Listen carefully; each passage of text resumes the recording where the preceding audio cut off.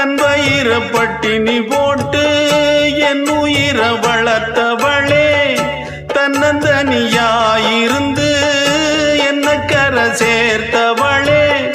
நோயாலே நான் படுத்தா நோம்பிருக்கும் ஆத்தா, தீ மூண்டு தீர்ந்திடுமானம் கணக்கு ஆத்தா, பெத்தவள தள்ளி வச்ச பாவத்துக்கே பக்கம் வந்து கொள்ளி வைக்க கூடலியே,